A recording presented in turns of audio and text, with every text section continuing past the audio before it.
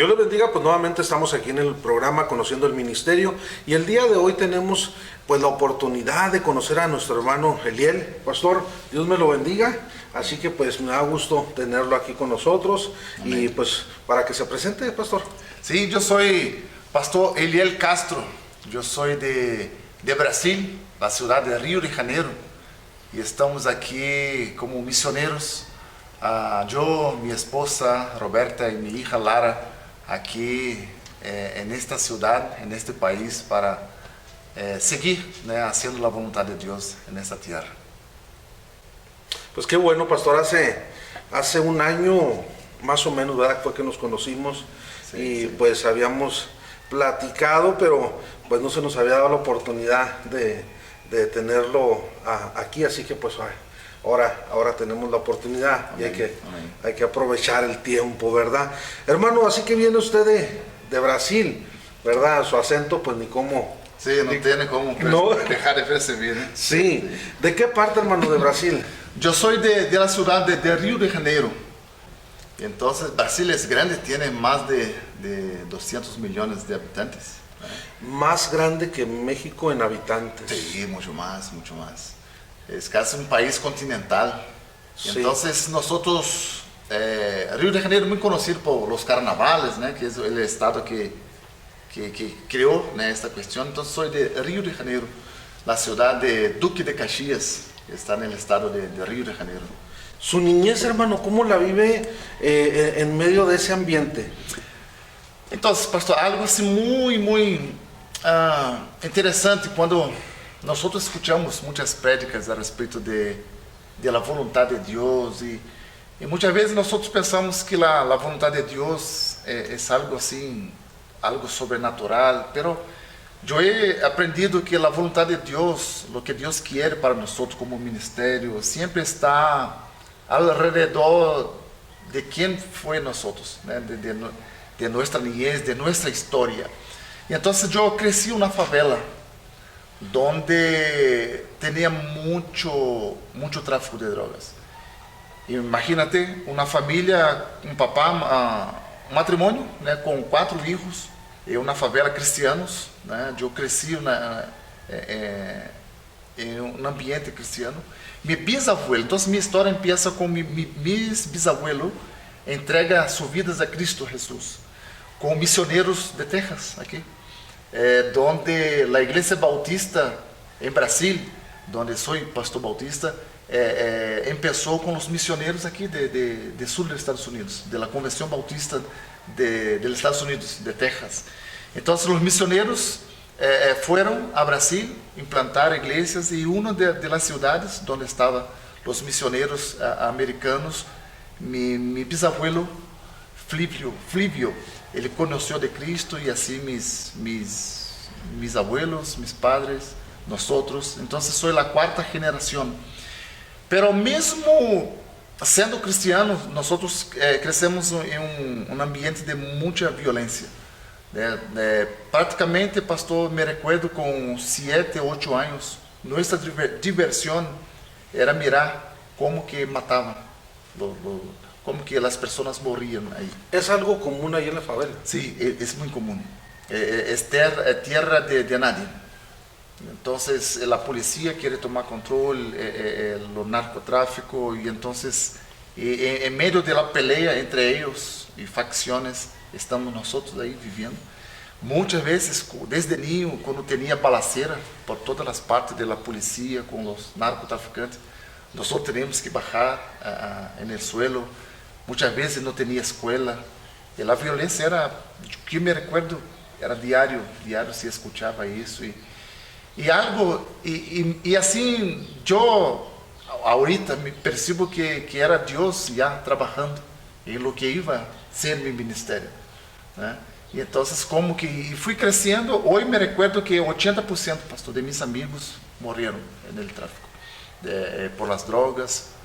Unos están en el cárcel. Y Dios siempre blindando a nosotros. Yo siempre como niño jugaba fútbol en las canchas ahí de la favela. Y me recuerdo una vez que todos ellos conocían que mi papá era cristiano, ¿no? Y hasta llamaba a mi papá de pastor, porque sempre estava com sua Bíblia. E me recuerdo que um jogo que estava eu aí, era porteiro, sempre fui porteiro, e um amigo falou comigo assim: olha, eu vou avisar a todos aqui da cancha, nunca ofereça droga a ele, porque eles são cristianos e eu conosco o papá. Ou seja, como que Deus assim blindou. Nunca. Eu me casei com 22 anos e desde no ventre de minha mamá eu cresci nessa favela, vivi e nunca me ofereceram drogas, porque chegou e falou: olha, nessa família não quero que ofereça nada a eles.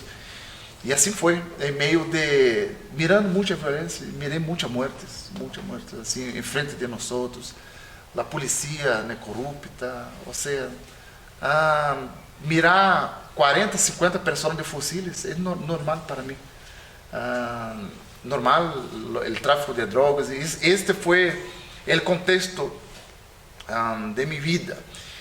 E agora eu percebo, pastor, que Deus começou a pôr em meu coração um desejo por ajudar adictos e família, porque eu via muitas mamás aí chorando a morte de seu filho, assim, a sangue, né? E minha história foi de mirar muitas mortes, muitas coisas, e as famílias desesperadas, e como eu cresci, nunca me desviei da igreja, sempre fui da igreja.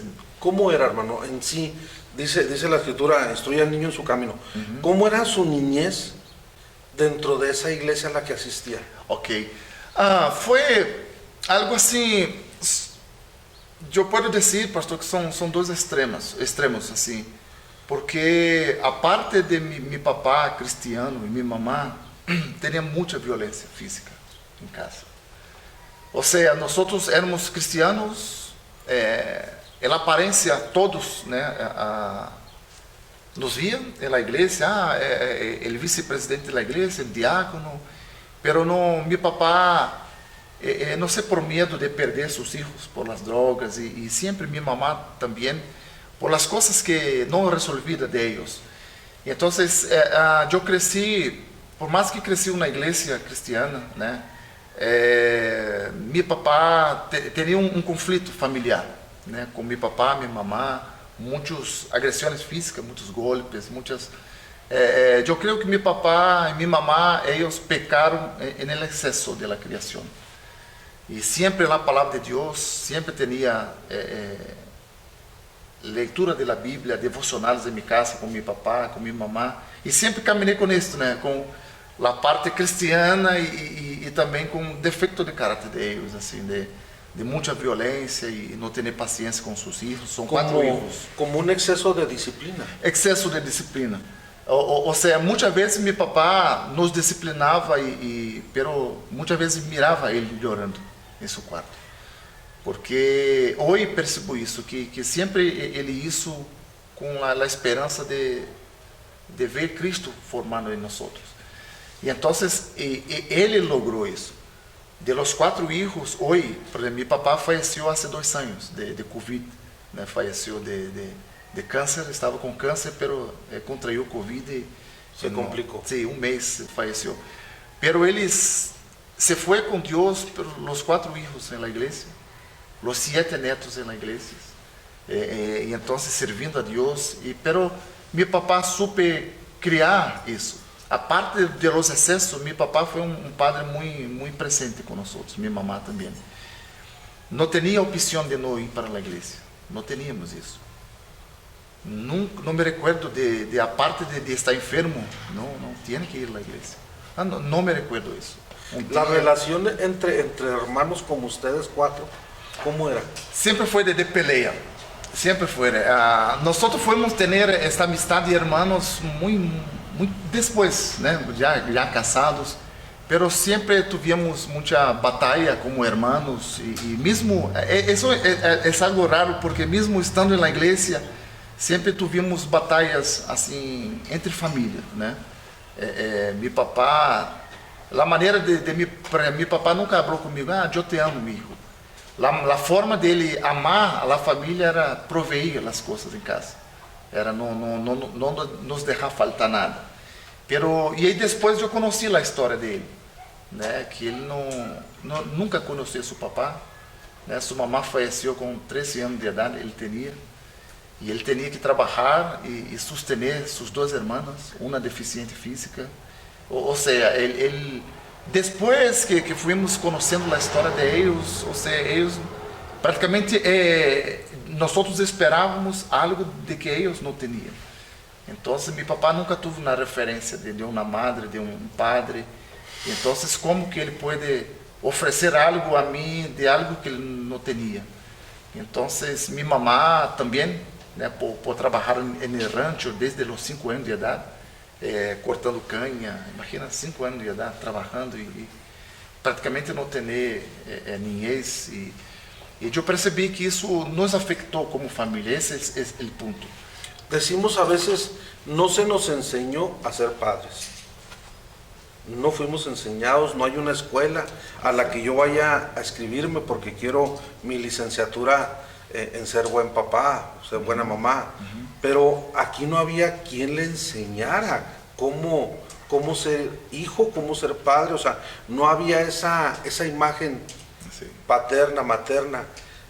¿Cómo entonces enseñarles a ustedes o cómo mostrar algo que él nunca recibió? Exactamente. Tiene entonces mucha importancia, hermano, el venir con enseñanzas de los abuelos, de los padres, hacia los hijos. Sí, y cuando no lo hay, no hay una identidad. Sí, así es. Por ejemplo, un ejemplo ahí, por parte de mi mamá. Mi bisabuelo tuvieron siempre un matrimonio. Y ahí mis abuelos, un único matrimonio. Y mi mamá creció con esta visión de que la familia, ¿no? El matrimonio es algo único y algo, ¿no? Y ahí, ¿qué pasó?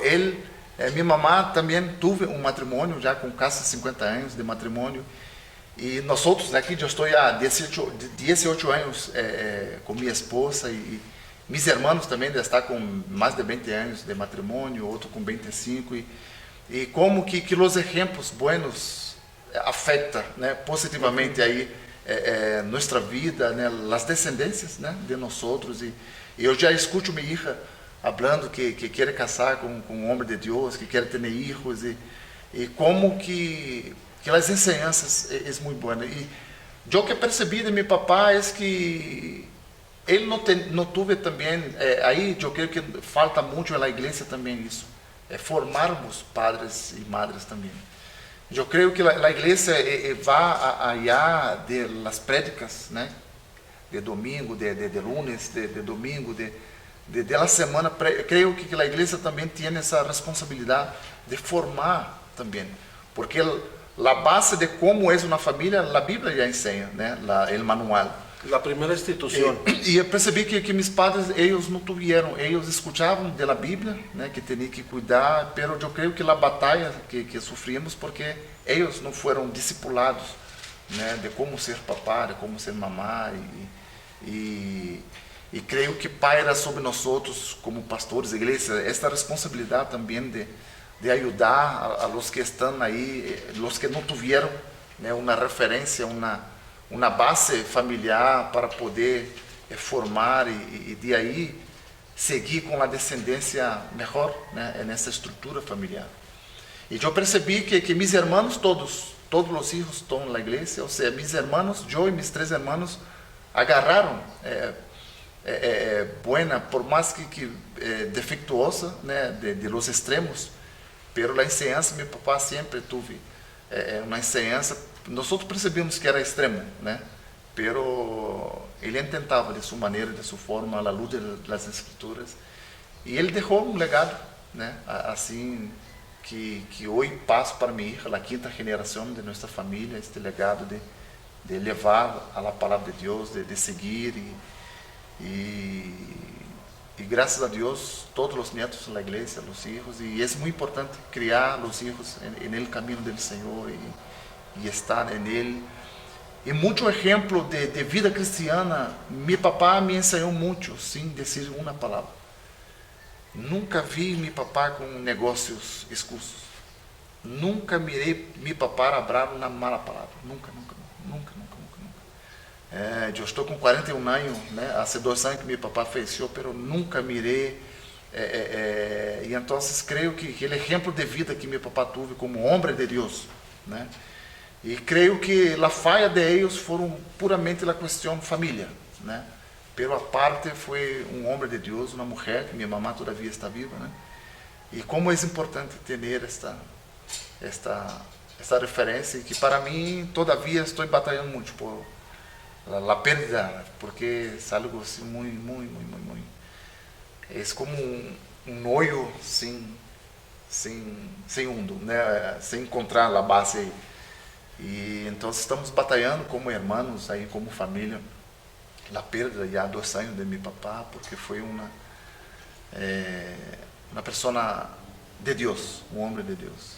Ahora, esto se complica, hermano, al momento de ustedes tomar la decisión de venirse a vivir acá a Juárez. Sí, fíjate, foi algo assim muito de llamado a México, algo assim que necessito compartilhar. Com 16 anos de idade, em Brasília, né, neste contexto todo de favela, de todo, Deus puso em meu coração uma madrugada um desejo por México. Eu acordei assim, Deus falando claramente assim, México é para ti. E eu não entendia, todavia era um adolescente, não tinha muita experiência todavia com Deus firmado, e eu comecei a buscar. Tinha nesta época, em 98, muitas agências missioneiras aqui, pero eu entendi por correio, nada me contestou a igreja. E em 2012, eu estava fazendo uma viagem missioneira em Paraguai, Sudamérica, Asunción, a capital do Paraguai. E onde eu pratiquei com Dom Victor Mense, um irmão cristiano bautista. E eu falei, hermano, algo toca por México, não sei porquê. E ele assim, de veras? Disse, sim, irmão. Não, eu tenho uma irmã, eu tenho uma prima casada com um pastor argentino que vive em México. E eu vou passar o contato, Deus, para ele. E aí nos contactamos, e aí em 2013 eu tive a oportunidade de vir aqui a México, a Culiacán, por primeira vez, em Sinaloa, Culiacán. E aí eu conheci o pastor Alexis, e um desayuno de pastores, a junta de pastores, um pastor anfitrião, me apresentaram a ele, e ele, por la revelação de Deus, ele me disse, olha, eu vejo que Deus tem um ministério para você aqui. Você hizo um ministério, você está criando um ministério em Brasil, mas não é para Brasil, é para México, esse projeto que tem em tu coração e que já estás planeando, sem eu falar nada com ele. Pero você vai ir, venir, regressar, hasta terminar os ciclos que necessita para estar aqui nesta terra. Isso em 2013. E assim foi, aqui, neste ano, foi a 10ª viagem missioneira. Ou seja, fui várias vezes, e o ciclo que terminava foi com o falecimento de meu papá. Então, eu estava pastoreando na igreja, e então começamos aqui a ser conferência para pastores e jovens aqui em México, em Culiacán, Sinaloa. Pero eu estava sempre vindo cá, uma vez, 2 vezes ao ano, e regressava ao Brasil. E estava pastoreando na igreja bautista já por 4 anos e meio.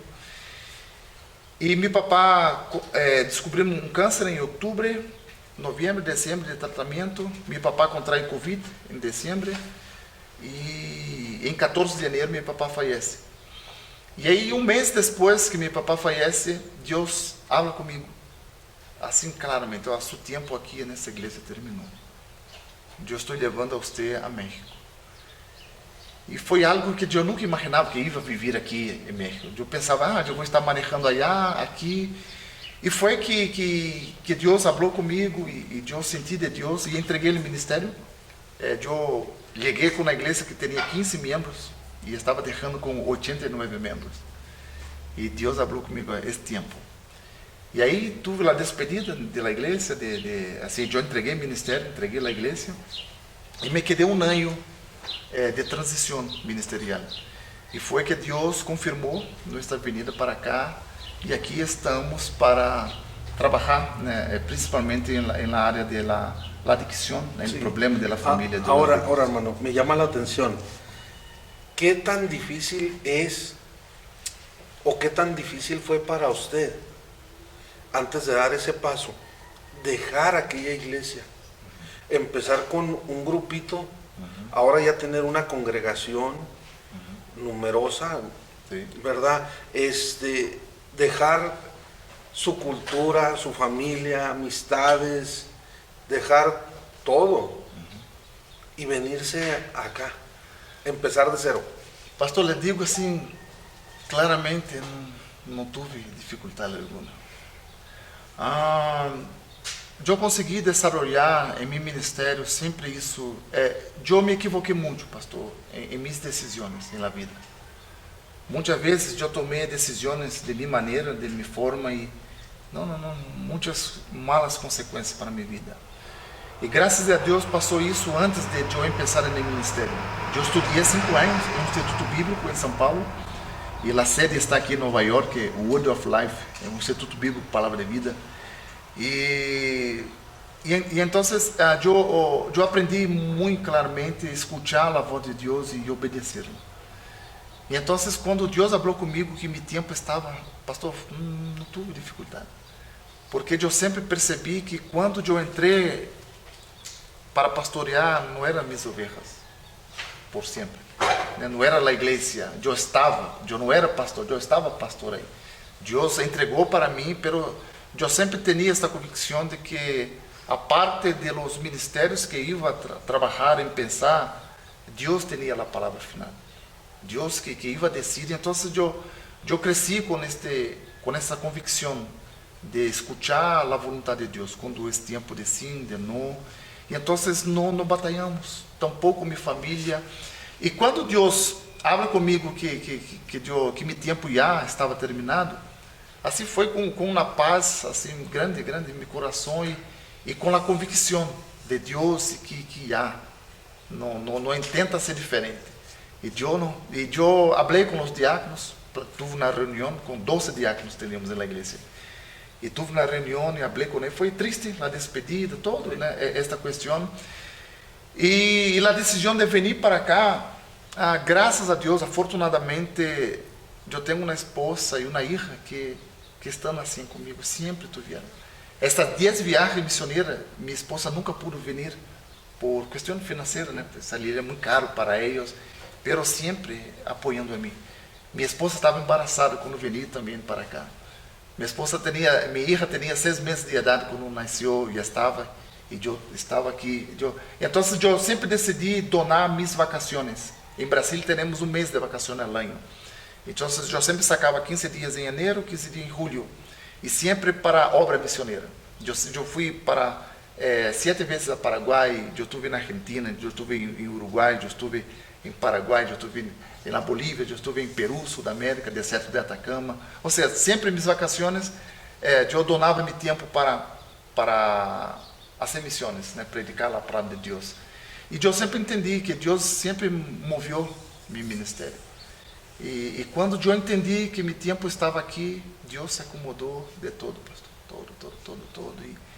E aqui estamos, ou seja, abrindo o centro de reabilitação, e se Deus abrir, Ele te toca aí, me vou. E eu tenho esta facilidade de não estar preso a coisas e a nada, e ser movido por la obediência de Deus. ¿Cómo inicia el trabajo con personas en cuestión de rehabilitación? Ok. Começou há 18 anos. Eu conheci um amigo, Eduardo Evangelista. Ele tinha um ministério que se chama todavia Vida Urgente, onde eles ofereciam capacitações para igrejas e líderes que queriam trabalhar com os adictos. Então eu tomei essa capacitação com eles de 3 meses e recebi uma invitação de trabalhar nesse projeto. E foi quando eu comecei a trabalhar como consejero em adicções e consejero familiar com eles. Y entonces yo tengo 18 años de experiencia en Brasil, aconsejando adictos y familias. Y Dios me dio la oportunidad de abrir los centros de rehabilitaciones aquí en México.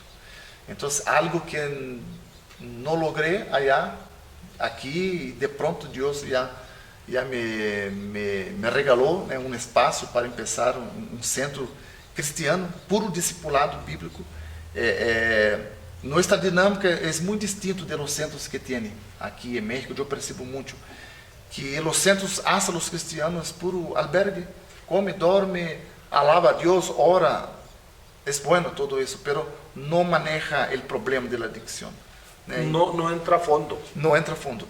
Y entonces ellos entran ahí, pero las amistades están igual, los problemas están igual, la familia sigue igual.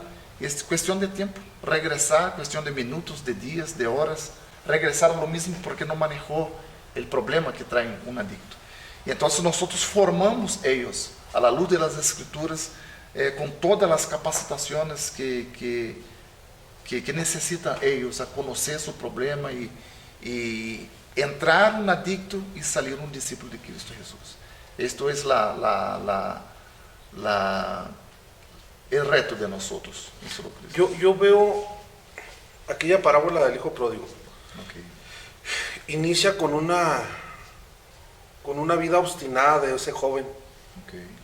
que quiere hacer lo que él siente y se opone a las reglas, a la autoridad, al padre, no acepta nada y se va.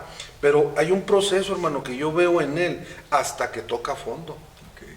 Pero en ningún momento yo veo que el papá va a buscarlo, que el papá va y le lleva entre los cerdos lonche y le dice, ándale, mira, cómete esto, o te traje esto. No, él tuvo que tocar fondo por sí solo, estar ahí para volver en sí. Es elocuente, ¿verdad? La escritura cuando dice, y volviendo en sí, pareciera ser que su mente no estaba, que estaba en medio de una locura, para otra vez volver a regresar a su casa, pero tuvo que tocar fondo.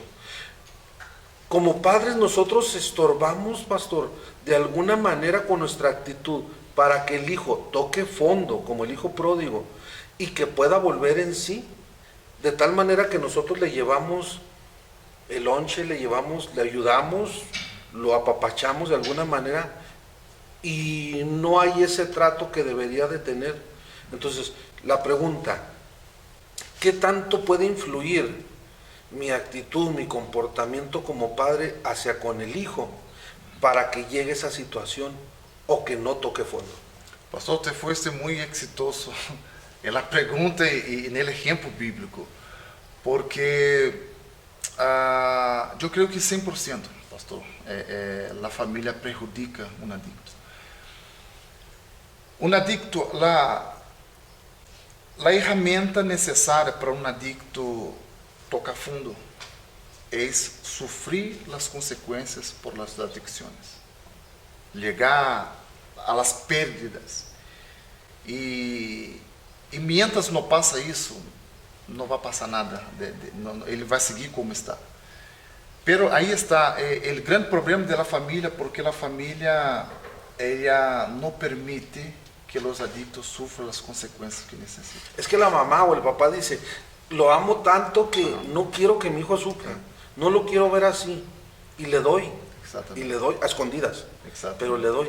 Entonces lo estoy dañando. Sí, demasiado, de forma demasiada, porque el gran problema de la familia es que no permite que, yo siempre cuando hablo con la familia, discipulo las familias, yo doy ese ejemplo, porque el papá no quedó todas las noches sin dormir, el papá no fue a donde estaba él, levar lo que necesitaba, el papá sabía lo que iba a pasar con él, por experiencia. El papá sabia que iba a suceder tudo com ele, que iba. Pero a ajuda que o papá poderia dar era a ajuda quando, em verdade, ele regressara a sua casa e arrependido com suas consequências de suas decisões. E o mais triste é isso, que a família, 100%, pastor, seguro, 100% de familias cristianas que tienen familiar adicto, el problema está más con la familia do que con el adicto. Se cambian los comportamientos de la familia, se cambia el problema de la adicción. Assim, e percebo que as famílias, por a experiência de 18 anos, estão mais enfermas que os adictos. Porque as adicções, não estou de acordo com a psicologia que define que é uma disfunção cerebral. Não. É problema comportamental. A Bíblia diz claramente isso. Né? É um defeito de caráter, um pecado como outro qualquer. Pablo habla claramente em Corinto, em Gálatas, a respeito de la lista de aqueles que não heredarão o reino de Deus. Estão aí, os borrachos. Né? E então percebo que a família ela sofre por não saber manejar este problema, e a facilitação são dois extremos, né? Prejudicial para um adicto. São aquele familiar que rechaça o adicto, que não oferece a ajuda, a oportunidade quando necessita, e aqueles que facilitam demasiado, né? Eu conheço muitas famílias que, pastor, eu estou orando para a liberação de meu filho, pero o próprio recurso de ela é para matar seu próprio filho, pagando drogas, fazendo com que ele seja irresponsável. Tem um exemplo que, assim, para entender. Chegou uma família, uma mamá com o filho, na verdade, matrimônio. E o filho estava com problemas de adicções. Pastor, eu não sei o que hago, porque meu filho não tem responsabilidade, e já tem 18 anos, não trabalha, e busca trabalho, e não sei por que não trabalha, e assim molesta. Eu perguntei, irmã, quando tu filho quer ir para a festa, quem paga os boletos? Não, pastor, somos nós outros, porque minha esposa tem 2 trabalhos, ok. Quando ele necessita de um pantalão, de um tênis, quem compra? Pastor, somos nós outros. Eu disse, irmã, se eu for seu filho, nunca que eu ia querer trabalhar também. Sim. Porque deixa se quedar roto seu pantalão. Deixa-lhe faltar a plata para a festa. Te vas a ver que pronto chega o trabalho, o serviço. E ela se deu conta de que aquele pensamento de eu tenho que ajudar meu filho porque eu passei tanta necessidade e não quero que ele passe o mesmo. E 2 características fortes que os familiares prejudicam muito seus filhos adictos. É quando não há limites em casa e quando não há responsabilidade dele. São características muito fortes de um adicto. As características irresponsáveis e pessoas que não têm responsabilidade e não têm limites de nada. Nos damos conta aí no centro de reabilitação de nós outros que muitos temos que ensaiar. Eu tive que cerrar o refrigerador com candados porque não obedece. Que tem que comer no horário que tem que comer. Agora, que tem que. Então, nós percebemos que no centro nós temos que fazer uma função que deveria ser de seus padres já desde niño. E a lo mejor não chegaria no problema da adicção. Pero hay algo, hermano, también que sucede en cuestión de familias que el papá trabaja en la mañana, llega del trabajo y a veces ni siquiera la esposa la ve porque en lo que él sale la esposa también tiene que irse a trabajar. Entonces a veces no hay una, ¿cómo decirlo? Los hijos no tienen una disciplina, a veces están solos, o el papá no llega a la casa, se va con los amigos, se quedan solos los hijos. Entonces no hay unos, como dice, no hay horarios, no hay un orden, no hay algo que les indique cuál es la manera de comportarse. Entonces caminaron, no sé, como en la selva, sin nada que los enseñe a dirigirse a un comportamiento. Entonces llegan ahora al centro de rehabilitación y ellos creen que siguen en lo mismo. Sí. Algo así como que mientras usted está hablando, yo estoy aquí reflexionando, y yo creo que es algo que se mira mucho aquí por ser frontera. todos los adictos, muchachos ahí, nosotros tenemos ahí entre 18 a 21 años, todos chavillos ahí con problema de mayoría cristal y tomadera, né? Mucho alcohol.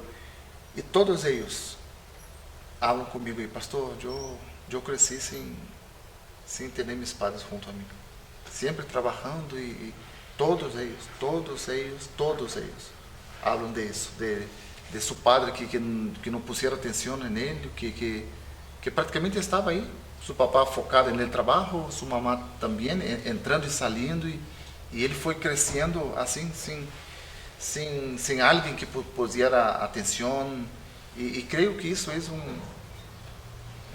prejuicio Ahora, tremendo para ellos. los papás se justifican diciendo, es que yo voy a trabajar para que mi hijo tenga, para que él no sufra, para que tenga lo que yo nunca tuve, pagando el precio del abandono, porque se están abandonando a los hijos. Exatamente. Creio, pastor, que quando miramos a las escrituras, não intenta, por exemplo, nós compramos uma pantalla nueva, tem um manual aí, porque se você não ler, não estudar o manual, você pode em pronto ter um problema de ter um prejuízo aí, porque não mirou. E sempre, pastor, quando nós salimos do manual da Bíblia, onde a Bíblia ensina como portar-se com os filhos, e Provérbios 32, nós miramos a mulher que trabaja, pero tiene su casa en orden. Entonces no es la cuestión de salir a trabajar, pero es cuestión de dar ejemplo de vida en todo, en todas las situaciones. Y creo que un padre puede trabajar, pero creo que no es, el problema no está en el trabajo. El problema muchas veces es dejar esta responsabilidade a los outros. Eu pago uma pessoa, aqui eu miro muito isso, que padre que trabalha, a mamá trabalha e paga alguém para cuidar aí de eles. E quando sai de la instrução que Deus deixou como família, como estrutura familiar, nós miramos que não vai sair bem as coisas. E eu percebo muito essa questão aí. E aquilo que a Bíblia dijo, né, por exemplo, os cristianos hoje estão formando os filhos para o inferno, né? Não estamos formando nossos filhos para a eternidade.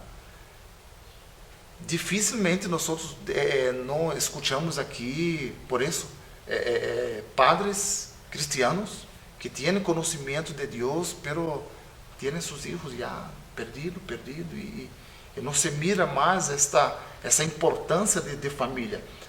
Eu percebo aqui que em Brasil todavia tem essa questão, e aqui parece que o tema família não se preocupa hasta legar os problemas, a conta, né?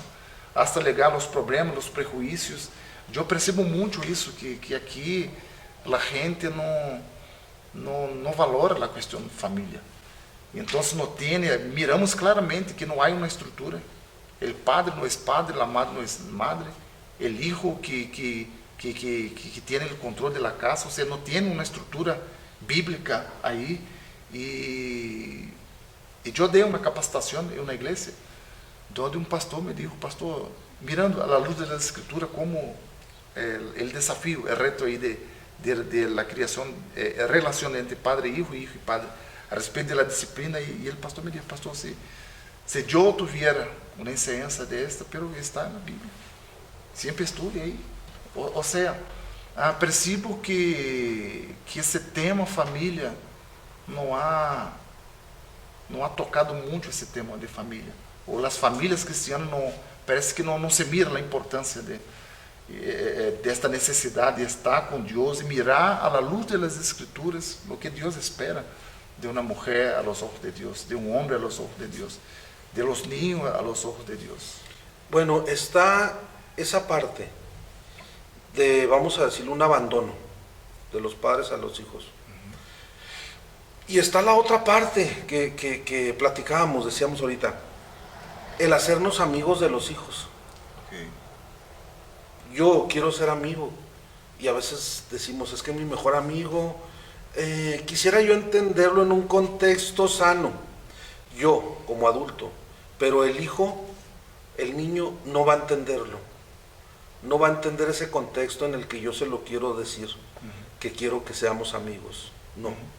Él entiende, es mi amigo, o sea, somos amigos, vaya, entonces ya tengo un cómplice, ya tengo un aliado, ya tengo alguien que también me va a ayudar a hacer mis travesuras. Entonces, puedo hacer amigable con mi hijo, pero jamás amigo, porque le decía ahorita, pastor, en ese momento yo estoy dejando huérfano a mi hijo, al momento de ser amigo, porque amigo hay muchos, pero papás nada más tiene uno. Entonces, esa otra parte nos está afectando, el querer ser tan amigos y no estar cumpliendo con nuestra tarea de padres. Exatamente. Percebo também que a consequência do abandono de los padres, a consequência, algo que vem a seguir é isso. É como um sentimento de culpa, né? Porque eu não estava presente, eu começo a regalar coisas. Ou seja, se um padre tem o costume de regalar muito, é sinal de que já tem essa convicção de que não estive presente. Ou seja, então a maneira que tenho é de regalar uma coisa ou outra, a forma de quitar a deuda, né? De la ausência. E percebo, pastor, que há uma equivocação na criação de los hijos desta maneira, de que primeiro, biblicamente, se empieza com disciplina. A psicologia deixa muito claro que passou de los 12 anos de idade, já o adolescente já não agarra mais, ou seja, já de los 13 anos arriba, já está com suas convicções. E sempre quando a Bíblia habla de disciplina, está falando que de um hijo chiquito. Sí. ¿Sí? Ou seja, empieza a relação entre padre e hijo com disciplina e vai terminar em amor adelante, com a amistade, com todo o que necessita. E percebo que a falha de los pastores, de los padres, né, tanto papá como mamá, são essa questão de eu quero ser amigo. E se equivoca uma coisa, você ter amistade, outra coisa, você ser amigo dele. Amigo nunca pode ser. Eu sempre percebi algo que meu papai ensinando, por exemplo, sempre na igreja sentavam todos juntos, meu papá, minha mamá, e nunca meu papá permitia que um filho sentava entre eles. Meu papá sempre deixou claro, olha, antes de vocês, eu sempre tive sua mamá primeiro. Sempre meu papá, eu cresci toda a minha niñez entendendo que meu papá pode ser meu amigo, mas meu papá é meu papá. Eu nunca, pastor, e papá, nunca dijo um i para ele, porque sabia que ia passar algo, porque não é meu amigo. Porque tenho minha amistade, e sempre meu papá nos ensinou essa questão. Duas coisas, que eu não sou amigo, né, dele, ele é meu padre, então amigo é diferente. E percebo esta equivocação hoje na criação. A lo mejor porque tive uma mala criação. Eu não quero, meu papá tinha muita agressão física e não quero ensinar a meu filho isso. Por exemplo, minha hija de 9 anos. E já tem que como que quase um ano que não disciplino mais com a vara, né? A Bíblia ensina porque e eu estava perguntando por que Deus nos ensina a poner a vara e não as manos, algo físico, porque a pessoa, o niño vai mirar o que o dolor, associar o dolor com a vara, não com a mão, não com o papá. Ou seja, e sempre meu papá fala, por que você está, eu estou pegando você? Porque você hizo algo equivocado. Sim. E eu fui um malo niño. Toda a semana, pastor, minha mamá tinha que ir à escola. Sim, eu era tremendo também. E então, a parte dos extremos, não, nós outros filhos era tremendo. Pero sempre mirei, meu papá sempre, por mais que meu papá trabalhava todo o dia, pero sempre sabia onde estava eu. Papá, eu vou jogar futebol. Meu papá perguntava 3 vezes, para onde vais? Futebol, a onde vais? E quando ele ia, escreve aqui a direção onde está. E ele ia aí. Eu nunca hice o trabalho na escola com meus amigos. Não, traz seus amigos aqui e hace aqui junto com eles. Come com nós outros aqui. Ou seja, por mais que meu papá passava todo o tempo trabalhando, né? Eu, às vezes, assim, muito tempo trabalhando. Meu papá viajava 2, 3 meses viajando, pero nunca faltou essa questão de poner atenção. E nunca me equivoquei com meu papá. Eu sempre soube que meu papá era meu papá. Eu nunca quis avançar com amistade com nadie, porque ele nunca permitiu. E então, afortunadamente, eu recebi esta ensinança e Larita hoje tem isso. Né? Já não disciplino mais, porque ela já sabe o que tem que fazer, as coisas, e muitas vezes a família começa com a amistade e muitas vezes termina a relação sem amistade, sem nada, mas o filho aburrido a gritar com seu papá porque seu papá teve a oportunidade de fazer algo e não lo hizo. E então não tem amistade. Veo el pasaje, regreso un poquito, hermano, el pasaje del hijo pródigo. Él sabía quién era su papá. Así. Ya venía con las varas que le había dado la vida. Sí, sí. O sea, Dios perdona, pero las consecuencias tenemos que pagarlas. Sí, ¿Sí? No siempre son quitadas. Las varas o los varazos tienen que darse. Davi foi um exemplo disso. Tu pecaste, eu lhe perdono, pero tu filho vai falecer por consequência disso. E ele tenta ainda a comover o coração de Deus todo, né? A Bíblia não habla que são 9 meses, né? E aí estava orando a Deus, pero faleceu. Pero depois de aí, você mira claramente um Davi antes e um Davi depois. Sim. Aquilo impactou muito a ele, a consequência. E ele foi, em final de vida, chamado um homem segundo o coração de Deus. Então, a disciplina é um acto de amor. Ahora, hay algo, hermano, me llama la atención. Estoy yo en la escuela Okay. y llegan los papás y entregan al niño en la puerta y se van. ¿Hay algún problema? Mandamos traer a los papás para aclarar la situación que se dio con la conducta del niño. Y el papá se justifica y dice, es que yo vengo y se los entrego para que me lo eduquen. Yo ya pagué. Ustedes encárguense de educar, yo ya pagué. Ese mismo comportamiento, pastor, ¿lo ve usted cuando llegan a dejar un hijo al centro de rehabilitación? Aquí está mi hijo, ¿cuánto cobran o de cuánto se trata para pagar? Cúrenmelo. Exatamente.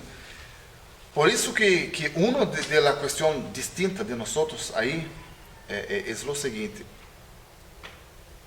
a família, a única coisa que requeremos aí, que a família tem que estar metido no programa para a família. E hablamos, olha, 3 faltas por parte da família, o adicto sai no dia seguinte. Porque se você não toma parte que pertence a ti, não é pagando. Então percebemos claramente isso e passou isso com a família. 2 vezes faltou e eu comuniquei, olha, lunes le toca a classe. Se lunes não vier, quebra de contrato e martes já vamos liberar seu filho. Perdona-me, por quê? Por quê?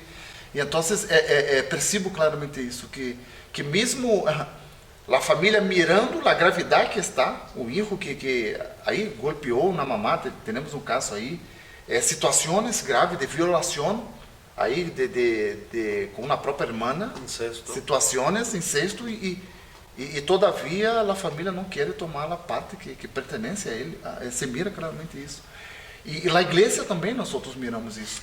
Parece que não sei como se lê uma palavra aqui em México, terceirizar. Es el mismo patrón de conducta. Eu pongo a responsabilidade a los outros. Não, o pastor que tem que predicar, tiene clase de los jóvenes, ou seja, eu estou levando a igreja para que eles hacen, e a Bíblia diz que nadie toma a parte. Pastor nunca vai substituir, não tem autoridade paternal, tem autoridade espiritual, pero a autoridade Me passou isso também, quando uma irmã pastoreando, uma jovencita de 18 anos, a mamá, pastor, eu creio que eu estou perdendo minha hija, porque minha hija começou a enamorar-se de um muchacho que não é cristiano, e você tem, pastor, que hablar com ela, para ela terminar esta relação. Então, hermana, isso não é função pastoral. Primeiro que não era para você estar aqui, era para tua esposa estar aqui. Porque ele é o jefe da casa, ele que tem a autoridade. Ou seja, já estamos pensando mal, pero hablar com sua hija não é função pastoral. Ok? Então eu vou dar um conselho a vocês. Você tem que praticar, ela vai estar mal, algo vai passar, e aí eu, com a autoridade espiritual, vou até ele. Pero eu não posso tomar uma responsabilidade que é de vocês, que são de vocês. E se mira claramente, hasta na igreja, esta questão nos impõe ou deixa uma responsabilidade que não pertenece a nós, Claro. não é bíblico. A mí me han llegado a decir, hermano, pastor, ore por mi hijo, es que no quiere dejar el celular o no quiere hacer caso, ore por él. No voy a orar por usted. Así. Porque yo no estoy con él en la casa. Así. Entonces yo voy a orar por usted para que usted ore por él o trabaje con él. Así. Sí, pero yo aquí simplemente es como el doctor, le da la receta, pero quien se toma el medicamento allá es usted. Pastor, eu vejo algo muito grave. Já me tocou isso. Um matrimônio com um filho de 4 anos, desesperado, entrando em minha oficina. Pastor, não sei o que hago. Como? Como com um ninho de 4 anos que já está um monstro? Por quê? E percebo isso que a decadência da criação de padre e hijo. Nós estamos mirando a geração de los anos 70, né? De sexo, drogas e rock and roll, né? Aquilo todo que afetou todo o mundo. Já estamos com as consequências dessa geração, né? De sem responsabilidade de los padres. E percebo que cada geração que passa, pastor, está pior. Imagina esses filhos que estão aí com seus filhos adelante. Eu percebo que as gerações estão uma decaída muito forte da postura de um padre, a autoridade de eles, e creio que algo também, aí voltando para nós como pastores, eu creio que há uma responsabilidade de nós ensinarmos a eles também a respeito de isso, ter a autoridade que necessitam ter à luz das Escrituras. Uma família à luz das Escrituras. E percebemos isso claramente, que os filhos que estão dominando em casa, que como que pode um filho de 4 anos já mandar em todos? Es que, bueno, veo otra situación que se da. A veces lo quiero espiritualizar todo. Ok. Veo el comportamiento de mi hijo, te reprendo, te sujeto en el nombre de Jesús, estate quieto y ya creo que se arregló todo. O si no, nada más lo agarro, siéntate y ponte a leer la Biblia. Ya, es todo. Se acabó, esa fue mi disciplina. Sí. Sí, cuando el niño no, o sea, el niño está viviendo otras etapas, otras necesidades que también tengo yo que atender, lo que le comentaba. Si ahorita a mí, pastor, que yo no trabajo con personas con problemas de adicción, me traen a alguien en la plena crisis, ¿sí? ¿Qué hacer? No sé qué hacer tal vez, porque no es mi área de trabajo. Entonces yo agarro la Biblia, agarro el aceite y abren la boca y le echo aceite y la Biblia, le leo todos los salmos y no se compone. No se trata en ese momento de Biblia ni aceite. Ese joven que viene en esa crisis, él necesita otro tipo de atención, que como pastores nosotros también tendríamos que estar capacitados, lo que decía usted entonces. De eso se trata, hermano, ese tipo de capacitación que dan ustedes para poder entender el saber trabajar con ellos. Sí, pastor, porque es muy distinto, hasta nosotros como pastores, consejería para las familias de los adictos são consejos muito distintos do que aconselharíamos qualquer tema aí na igreja, as dificuldades de eles, o problema da adicção. Creio que, por exemplo, quando um adicto chega a fumar, pastor, meu filho começou a ir a fumar, não está pensando no problema, o problema já se explotou. Quando chega a usar droga, o problema já se foi, já está em uma amplitude grande. E então, eu percebo muito que familiares que buscam ajuda para adictos, eles querem uma fórmula mágica. Algo assim que pronto, e é um processo. É algo que levou 10, 15 anos em mau exemplo, em malas ensinanças, em malos costumes que para quitar, como que se quita? Malos costumes de uma hora para outra. E então, creio que, a respeito do problema que enfrenta a família de los adictos e los adictos, mínimo, pastor, um processo de família 8 meses e um adicto 1 ano, mínimo 1 ano, para que se logra todo o que necessita de conhecimento. Então, não queira comer um boi de uma vez, tem que comer um bife a cada dia, porque é um problema que tem muitas raízes e está em uma situação que necessita de tempo, de uma terapia assim seguidas. E por isso que a importância de nós outros, percebo que aqui em Brasil todavia há muito preconceito nas igrejas tocar esse tema. As igrejas em Brasil não abrem porta para capacitação para adicções, não? Por preconceito. Por mais que a igreja já está afetada aí, as famílias, e México não é uma realidade que todos querem.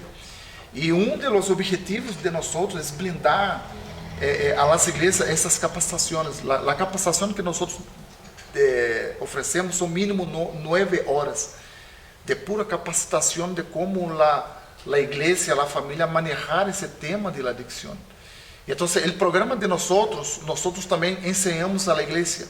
Ou seja, se tu igreja quer esta capacitação, não somente nós damos a capacitação, como também o programa de 8 meses, o material de discipulado com a família e 1 ano para os adictos. Porque os adictos são 80%, pastor, de los adictos que conhecemos, não são perfil para estar no centro de reabilitação. 80%, solamente 30% que toca fundo, que se mira de los adictos. Ou seja, 80% se maneja com o Ministério de Adicções aqui na igreja, 1 vez, 2 vezes a semana. Nós temos experiência em Brasil assim que muitos lograram sair das adicções com a terapia cristiana bíblica com eles 1, 2 vezes a semana, trabalhando com eles. Então, nosso objetivo, a parte dos centros de reabilitação que queremos abrir em todos os estados aqui de México e aonde Deus nos levar, também que a igreja tenha um programa para a família e para os adictos.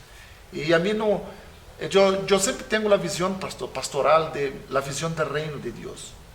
E há muitos pastores que hoje têm visão do reino personal.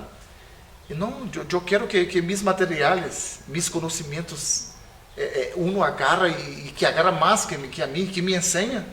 Então, eu não tenho essa, não é meu ministério, eu não tenho.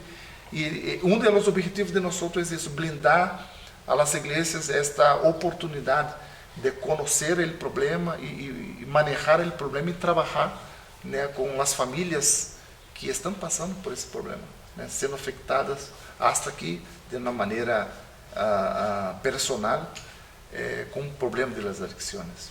¿Le ha tocado algún caso, vamos a decirlo, extremo, en el que tal vez humanamente uno dice ya no hay solución en esta persona? Verlo en esa situación y con el tiempo, con un buen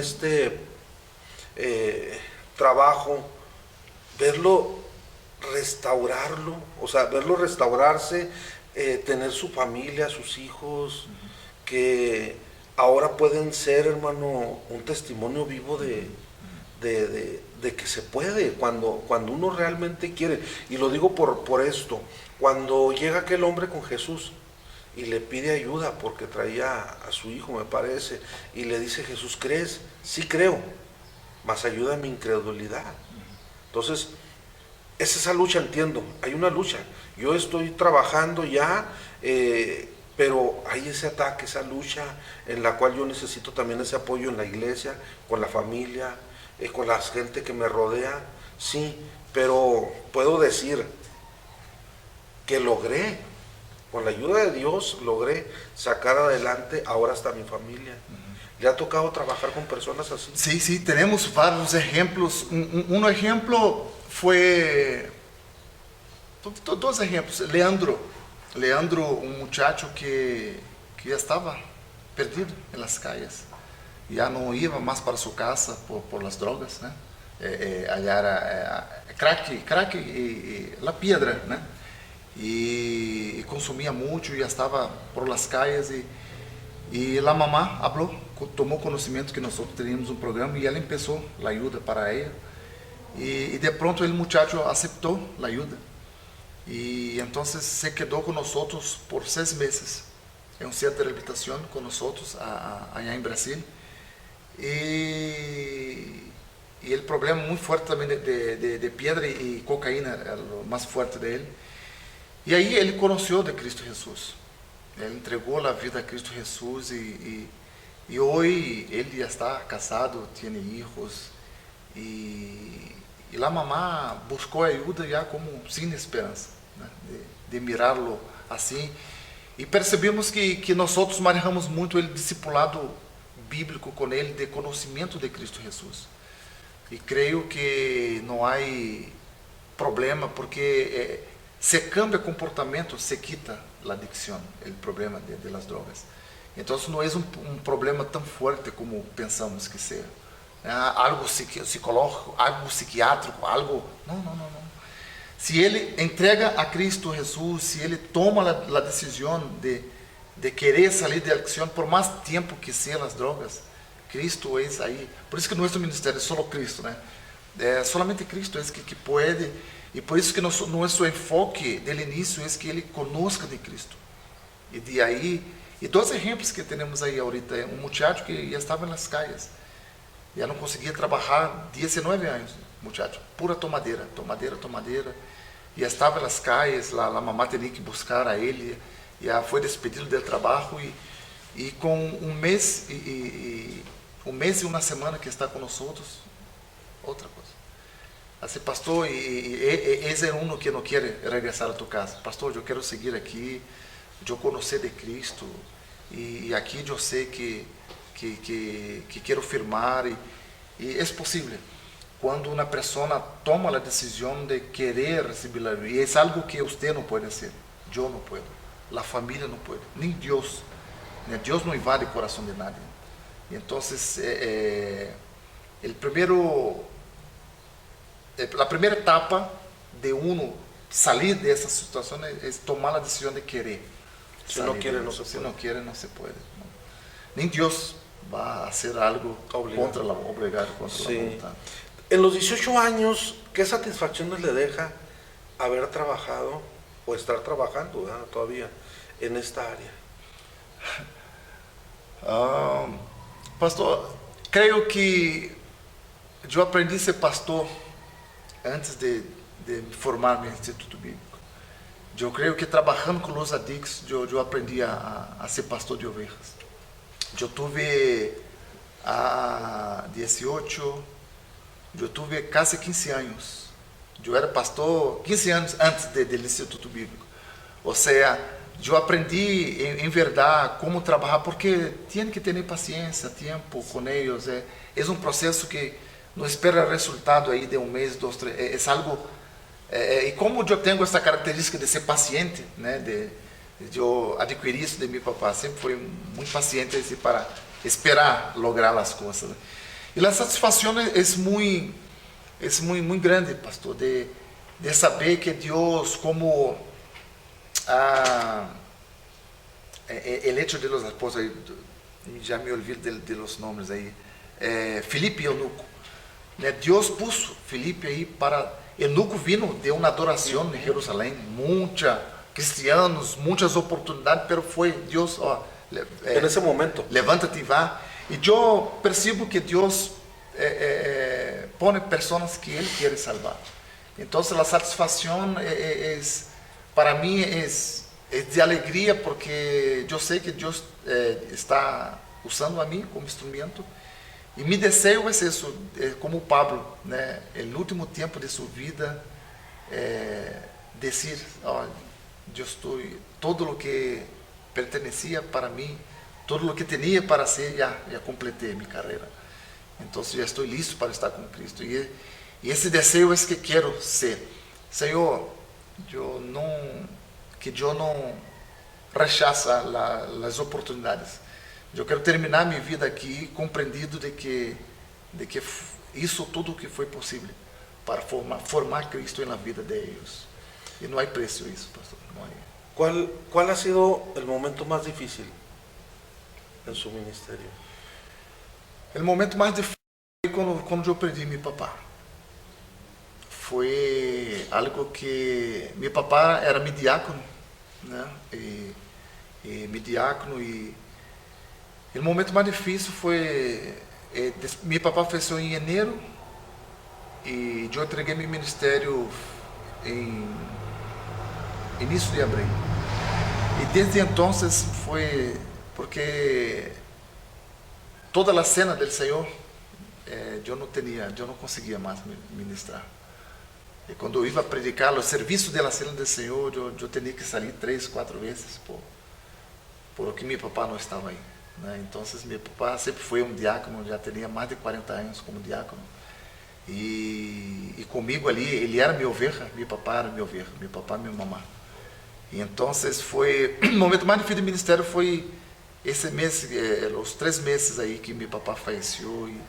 E ele era meu amigo, meu ajudador, me todo aí, né? ¿Ha habido un momento en el que ha pensado dejar todo? Sim. Me passou nesse tempo também, de que me encontrei perdido, né, sem rumbo aí, com a perda de meu papá, de entregar tudo, não quero, e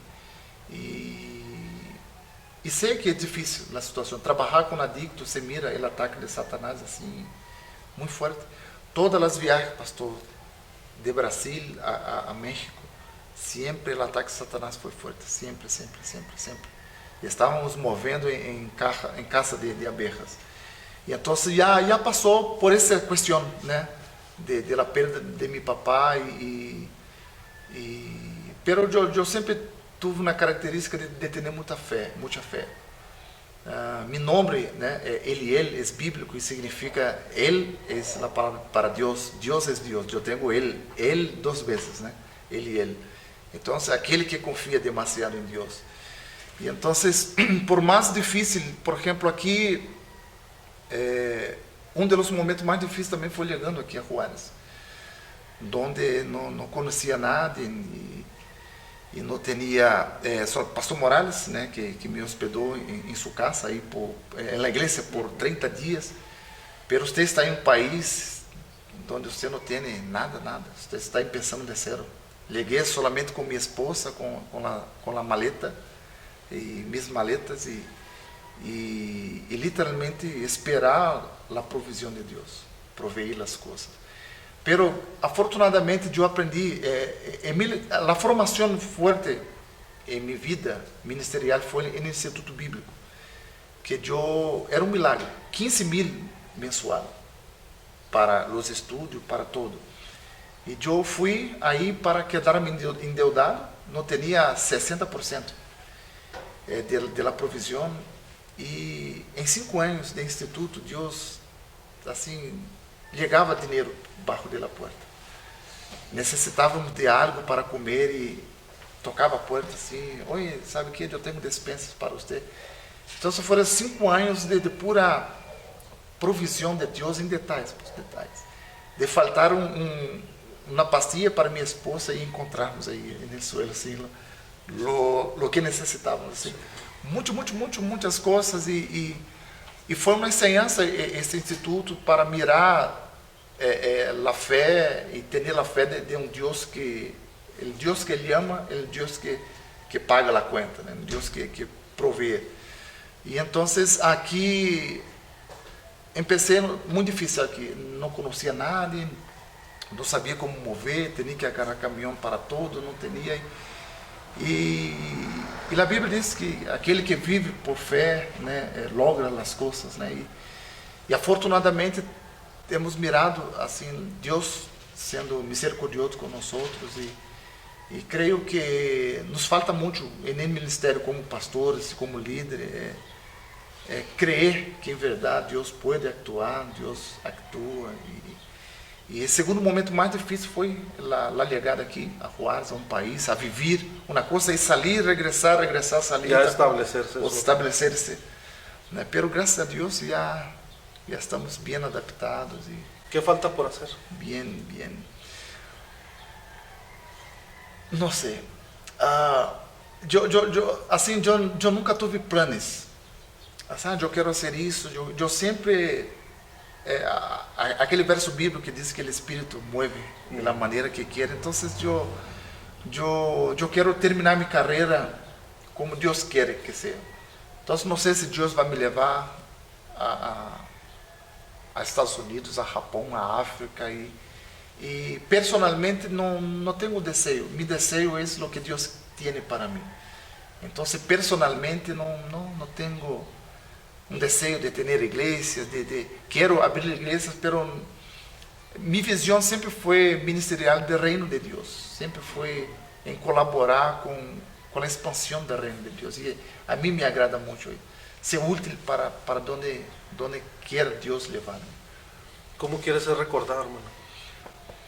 Como um homem de fé.